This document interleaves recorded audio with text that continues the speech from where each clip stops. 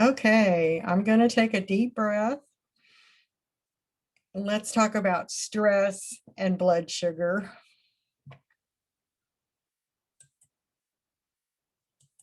This is so important.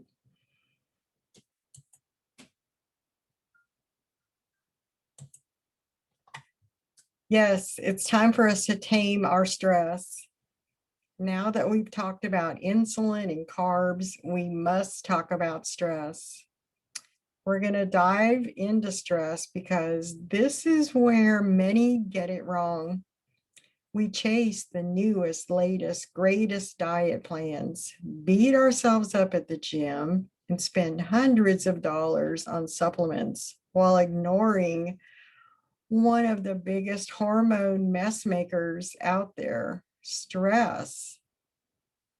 Plus, we're just living in a world where everything around us is trying to stress us out. And some of us are so used to living in the stress state that it's become our normal. Are you stressed? Everyone knows that too much stress is a bad thing. However, these days, it has become an almost expected part of our lives.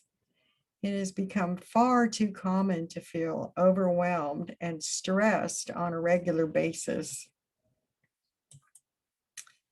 Signs you're stressed. If you're feeling anxious or irritable, you have brain fog, difficulty remembering things. And no, difficulty remembering things is not an age problem, it's a stress problem.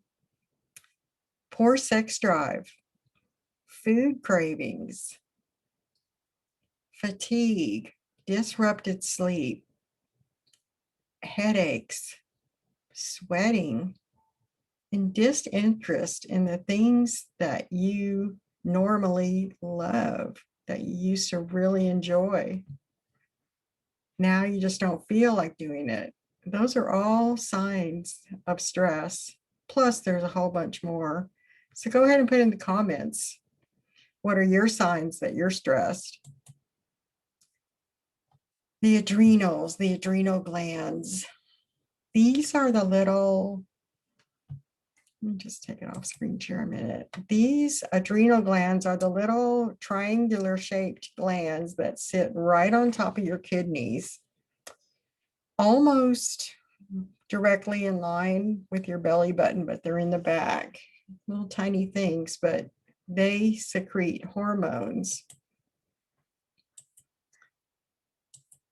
And when you're under stress, continually, your stress hormone cortisol gets wacky, leading to low cortisol levels in the morning.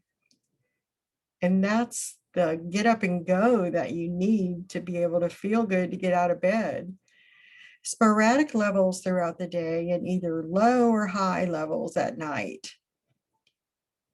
This throws off your energy levels and puts you off balance. As a result, you crave things that will make you feel better, such as sugar, starch, or caffeine. And it's a vicious cycle. Cortisol, your insulin, and your blood sugar need to coexist, and they run off of each other, and they need to be in harmony. You need that balance.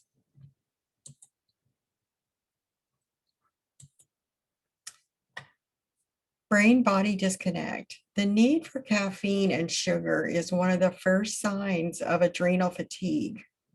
Adrenal fatigue is not a medical condition per se. It's a brain-body disconnect that leads to cortisol dysregulation, insufficient energy levels, brain fog, mood swings, lightheadedness, and cravings for sugar and starch. Cortisol highs and lows. Most people don't simply have too much or too little cortisol, rather highs and lows throughout the day.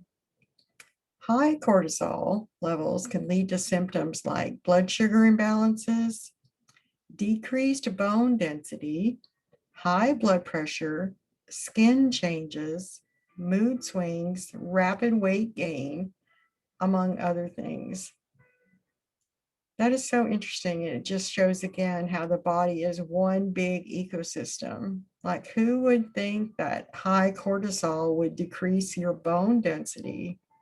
But it does, it contributes to that. And your high blood pressure too. Low cortisol. When the release of cortisol gets thwarted, you end up with too little cortisol, which means your body must rely on short-term adrenaline bursts to get you through stressful situations. Low cortisol leads to fatigue, muscle weakness, poor mental clarity, skin changes, loss of appetite, low blood pressure, mood swings, and weight loss. I'm sure that you know people that are skinny and they eat practically nothing except sugar.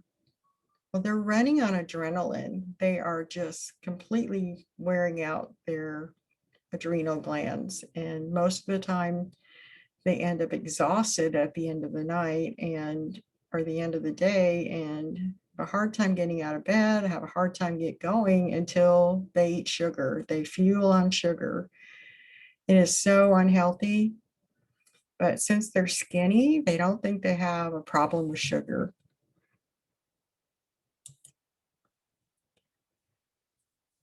So in conclusion, stress causes blood sugar swings, which leads to food cravings. When your blood sugar is out of control, your hunger levels, energy levels, and cravings will be out of control too. Since your cravings are determined to a large extent by your blood sugar levels, they will follow suit.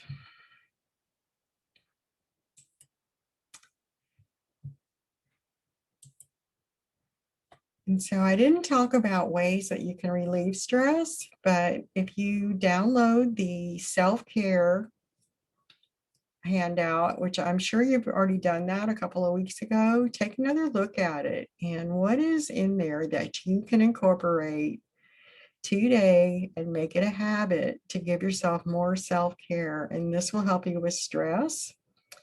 And I've only shared some ideas. If you have other ideas of what you do to help relieve stress, please put it in the comments or put it in the Facebook group. I love to hear your opinion because I'm always looking for new ways to stress relief. Thank you. Again, if you have any questions, just hit the help desk button to email me, or you can put your question in the Facebook group and I'll definitely answer. Thank you so much.